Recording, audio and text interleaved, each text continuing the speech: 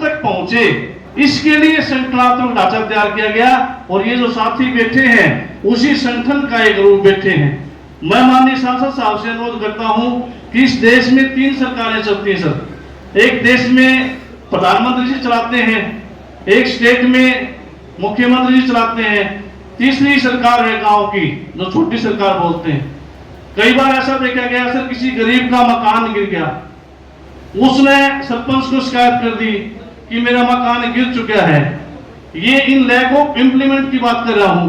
सरपंच ने प्रस्ताव बना दिया, वो बीडीओ के पास चला गया, बीडीओ ने एसडीएम को भेज दिया, एसडीएम ने डीसी को भेज दिया, उनने कह दिया चंडीगढ़ चला गया। उसकी हालत हो जाती है सर कि सरकार के खिलाफ में उसमें विरोध पैदा हो जाता है। सरपंच के खिलाफ तो होता ही होता है, एक विरोध पैदा हो जाता है कि मेरा मकान सरकार ने बनाया नहीं। तो एक इस तरह की और इंप्लीमेंट आपने करना चाहिए कि इस तरह की कोई गरीब कोई ऐसा आए, अचानक कोई हादसा हो जाए तो छोटी सरकार के पास भी एक पावर हो, ताकि वो उस फंड में से निकाल के तुरंत उसका समाधान कर सके। इसी प्रकार से चाहे आप ये कह लो कि देश में प्रधानमंत्री रिलीफ फंड है सर, उसमें कोई भी चाहे कर्मचारी हो चाहे बिजनेसमैन हो, जो पैसा जमा करवाता है उसको 80G में छूट मिल जाती है और लोग मोस्टली उसमें जमा करवाते हैं। सरकार में हरियाणा में बात करें या स्टेट में बात करें तो मुख्यमंत्री राहत कोष, जिसमें पता नहीं कितना पैसा जमा होता है और मुख्यमंत्री मदद भी करते हैं। तो मैं ये कहता हूं कि अगर तीसरी सरकार के पास भी ऐसी पावर आ जाए कि वो गांव में एक टेरिटरी फंड इकट्ठा हो जाए कि गांव का बिजनेसमैन हो चाहे सरकारी कर्मचारी हो चाहे कोई इच्छुक दानकर्ता हो, वो पंचायत में जमा करवाएगा, उसको 80G में छूट मिलेगी, ताकि गांव गरीब की किसी मदद हो जाए और सरकार को भी फायदा हो और एक ऐसा फंड इकट्ठा हो जो ईमानदारी से गरीब और असहाय लोगों के सहयोग में काम आ सके।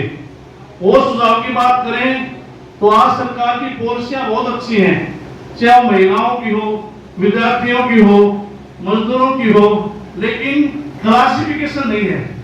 आज किसान की पॉलिसी आती है तो मजदूर भी उसके अंदर किसान बन जाता है, और बात है मजदूर की तो किसान मजदूर बन जाता है। तो सर हर पॉलिसी का एक क्लासिफिकेशन हो, आइडेंटिफिकेशन हो कि ये किसान है, ये मजदूर है। इस वजह से पता नहीं कितने हजारों करोड़ रुपए का मिसयूज हो रहा है कि गरीब किसान है। ऐसा है, आपने 3-4 चीजें मिक्स मत करना जी, क्योंकि प्रदेश की सरकार ने जी सर, पहली दफा हर चीज को ऑनलाइन कर। जी सर, और ऑनलाइन का मतलब है जैसे आपने किसी गरीब का मकान की बात कही, जी सर, कोई और शहर की बात हो या गांव की हो, जी, चाहे वो विकास की बात हो, एक पोर्टल बना दिया, शहरी पोर्टल अलग, ग्राम दर्शन पोर्टल अलग जी, और उसमें अगर आप उस पोर्टल को एक मेंबर पंचायत अपने वार्ड में अपलोड कर सकता है, गांव का सरपंच का अपना केवल गांव की पंचायत है, पंचायत समिति और जिला परिषद उनका भी अपना अपना दायरा क्षेत्र है। उसके बाद विधानसभा के हल्के का MLA, फिर उसके बाद लोकसभा का सांसद, ये एक सारी की सारी एक कंप्लीट फुल बना के दिया है। अब आ जाओ इसके अंदर गरीब का मकान, पानी की निकासी, गली बनाना, बिजली के तार हटाना, पानी पीने का ना मिलना, वो सारी की सारी सिंगल बात आप पोर्टल पर अपलोड कर सकते हो। अपने क्षेत्र से बाहर भी जाओगे और ओवरऑल उसकी सारी की सारी वो फिर मेरे पास आती है। लोकसभा के सांसद के तौर पर मेरी आज लगभग 3200 ऐसी मैंने पोर्टल पर अपलोड कर दी। हैरानी की बात यह है कि सबसे ज्यादा केवल अकेली के विधायक की आई है मेरे पास नंबर 1 पर।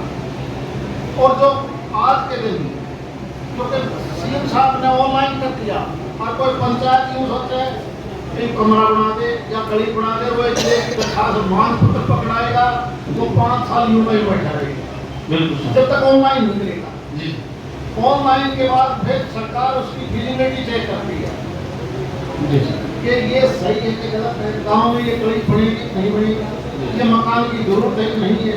उनमें से मेरी 2700 फिजिबल रिपोर्ट आ पैसा कितना ही लगो, केवल जहाँ से पैसा आना है सरकार केवल उस लाइन पर चलेगी। आप उस पोर्टल को पढ़ो, सबको समझाओ कि अगर आपने पोर्टल पर अपलोड नहीं किया, मैं हैरानी से देख रहा हूँ कि बहुत से लोग अभी तक वो अपलोड नहीं करना सीखे। नंबर दो आपने एटीजी की बात कही। जी सर।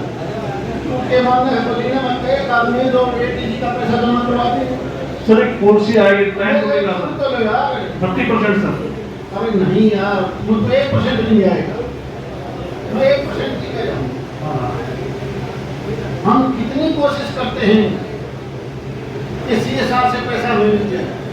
एटीजी के बाद मुझे कोई ट्रांसपोर्टर की बात कर, मुझे नहीं पता मदीने में को कैसे कहेंगे। शहर में पता करोगे तो शहर के 2-4 आदमी छोड़ के ने कोई CSR का पैसा नहीं जमा करवाएगा, क्योंकि बीस बोलते सर। हाँ बोलिए। पता नहीं सर कितनी गौशाला कितने मंदिरों में पर्चियां कट रही है सर।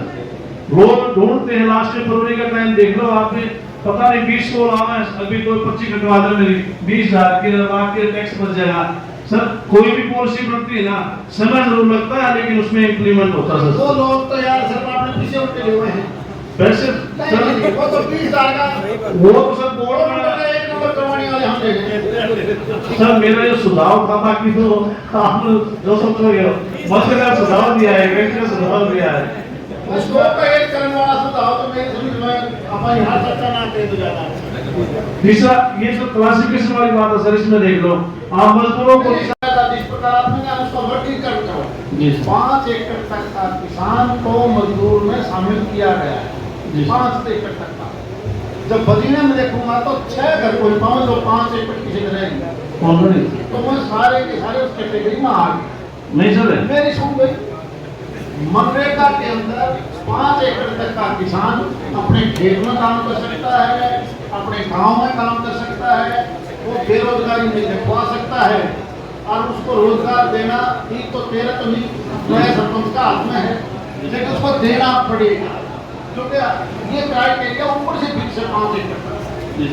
आप लोग कह रहे हो मजदूर और किसान, क्योंकि सारे देश का एक संविधान है और वो 5 एकड़ तक। इसमें सर एक बात भवन निर्माण की जो कापी बनती है उसमें पीछे 22 लाख कापियां कटी है सर। सिर्फ उसमें वजह ये थी कि किसान और वो मिक्स थे, कई ऐसे आदमी हैं जो काम भी और कर रहे हैं, वो कापी बनवा रहे हैं। मैं ये कह रहा हूँ कि कम से कम इस पॉलिसी में क्लासिफिकेशन ला सकूं कि ये कंडीशन है। केवल एक सुझाव दे दें क्योंकि कोस्टल डिपार्टमेंट भारत सरकार ने खोला, हरियाणा सरकार ने तो यूनिवर्सिटी तक खोल जी कोस्टल का मतलब है मुझे उड़ते शिमने आएंगे तो मैं कोस्टल हूँ अगल है। इसने मकान की चढ़ाई करना मिस्त्री का काम आगे तो ये कोस्टल हो नहीं, आप उसको जाति और उससे नहीं बांट सकते, नहीं बांट सकते। कौशल का मतलब है किसी में वो कुशलता आएगी, वो कुशलता आएगी तो वो कुशल हो गया। मुझे केवल सुझाव देना पड़ूंगा, हम अलग अलग कैसे करेंगे कोई तरीका बताऊं। सुझाव ये सर जैसे जमीन का दे दिया, प्राइम मिनिस्टर 2000 रुपये आते हैं पीएम दे दिवाले, उसमें एक दे दे कि 5 एकड़ जमीन से कम हो ये हो।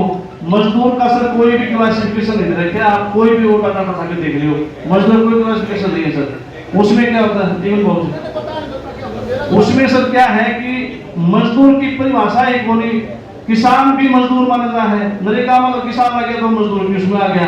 तो मैं तो ये कह रहा हूँ सर जिस प्रकार से कैटेगरी मजदूर किसान की तय कर दी कि आपको 2000 रुपये लेने हैं तो आपकी ये प्रोफाइल होनी चाहिए। मजदूर की कापी वाले में कुछ हो रहा है सर, जो बेटे हैं हमारे जैसे साथी उनका तो 2500 रुपये दे कापी बनाना मेरा काम है, जिसमें ऑनलाइन आ गया उन मजदूरों ने क्या नहीं बोले सर ऑनलाइन की कंडीशन नहीं, बाद में उनकी कटती फिर हैं।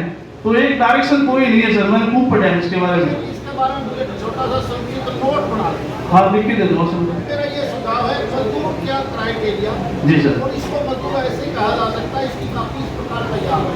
बिल्कुल सर, थैंक यू सर। एक मिनट आप 2 मिनट बोलो, ज़्यादा नहीं कर सकते।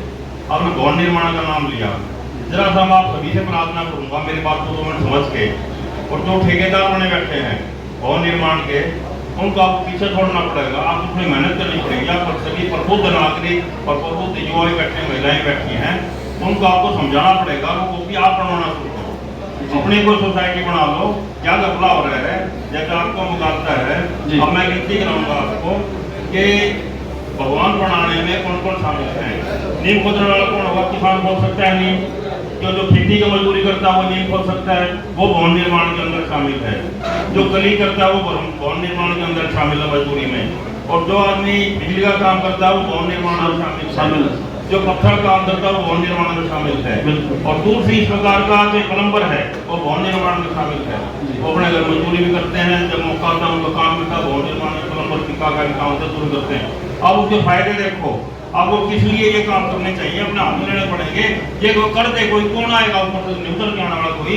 आप जो समझदार है, जो 10 आदमियों को समझा सकता है, मजदूरों को जो फायदा देना चाहता है कि आप मजदूरों का पंजीकरण कराओ। 80 रुपये साल का पंजीकरण का लगता है, केवल 80 रुपये। और वो जो ठेकेदार बने बैठे हैं अपने दुकान खोल के 80 रुपये उसी से लेते हैं, 80 जाए तो 60 लेते हैं, 2,500 में दे।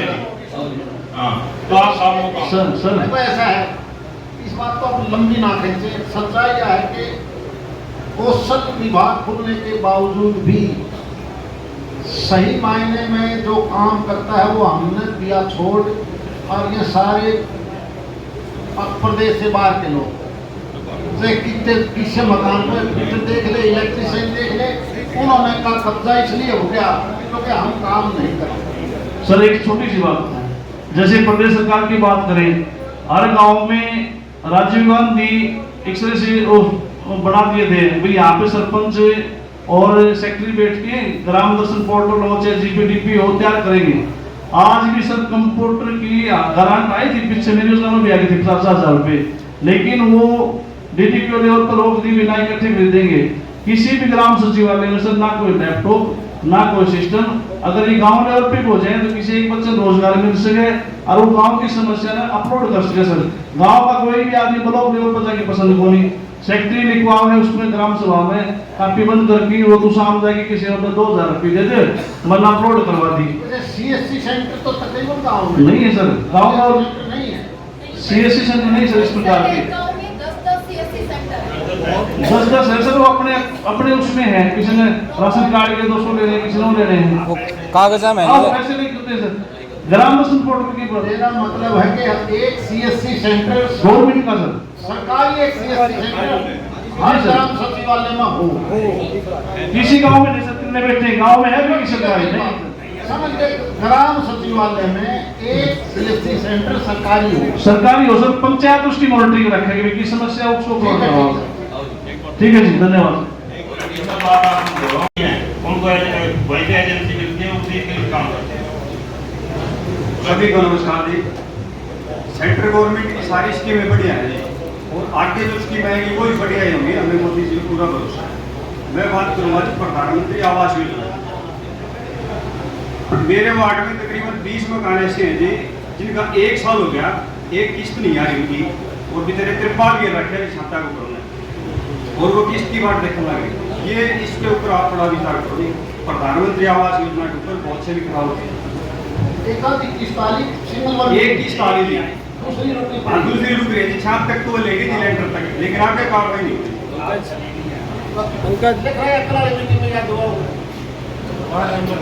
वार्ड की नोटिस सारे शहर में ऐसी सामूहिक है सर, तिरपाल के रखे जी, इस पर बस ये। नमस्कार जी। जी नमस्कार। क्या मीटिंग थी जी आज? आज माननीय प्रधानमंत्री श्री नरेंद्र मोदी जी ने सभी सांसदों को आदेश दिया कि आप अपने अपने विधानसभा में और लोकसभा क्षेत्र में विजिट करें, आदमियों की बैठक बुलाएं, संगठन में जो कार्यकर्ता हैं उनसे अब तक की जो कार्यशैली है, जो नीतियाँ रही हैं सरकार की, उसमें कितना उनको फ़ायदा मिला है और कौन कौन सी खामियां रह गई हैं, उसके फीडबैक के लिए एक मीटिंग बुलाई गई थी, जिसमें सभी कार्यकर्ता यहाँ पे मौजूद हैं। धन्यवाद। और